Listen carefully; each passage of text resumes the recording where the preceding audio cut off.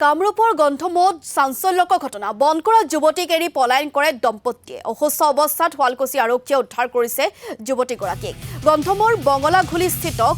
Koko bamboo ৰিজৰ্টত অৱসৰ বিনোদনৰ বাবে যোৱা গুৱাহাটীৰ নিত্যানন্দ বৰকাকতিৰ ঘৰত সহায়িকা হিচাপে আছিল যুৱতীগৰাকী কিন্তু ৰহস্যজনকভাৱে বৃহস্পতিবাৰে নিশা ৰিজৰ্টখনৰ পৰা যুৱতীগৰাকীক এৰি পলায়ন কৰে দম্পতীটোৱে নিশা যুৱতীগৰাকীক সন্দেহজনকভাৱে ঘূৰি থকা অৱস্থাত স্থানীয় ৰাইজে উদ্ধাৰ কৰি শুৱালকুছি আৰক্ষীক খবৰ দিয়ে কিন্তু কি কাৰণত দম্পতীয়ে যুৱতীগৰাকীক এৰি পলায়ন কৰে তাকে লৈ উত্থাপন হৈছে বহু প্ৰশ্ন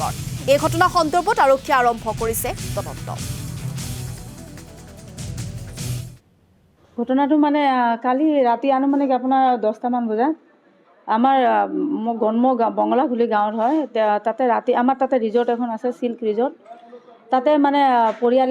এটা পৰিয়ালে লৈ আহিছিল ছোৱালীজনী আৰু তাই বয়স 19+ হৈছে লৈ আহোঁতে মানে তেওঁলোকে ইমানখিনি মই ডিটেইলখিনি নাজানো তথাপিও তাই কোৱা মতে তেওঁলোকে তাইক ৰাখিছিল ৰখা ছোৱালী হিচাপত ৰাখিছিল লৈ আহিছিল ফাৰ্মত কাম কৰা হিচাপত হেল্পাৰ হিচাপত ৰাখিছিল তাৰপিছত তাইক চাগে অত্যাচাৰ কৰা বুলি কৈছে তাই তেওঁলোকৰ ঘৰৰ পৰিয়ালে অত্যাচাৰ কৰি থাকোঁতে তাইক লৈ আহিছিল লৈ আহিছিল খানা খাব আহিছিল আহোঁতে তাই নগ'লে আৰু লুকাই ক'ৰবাত আছিল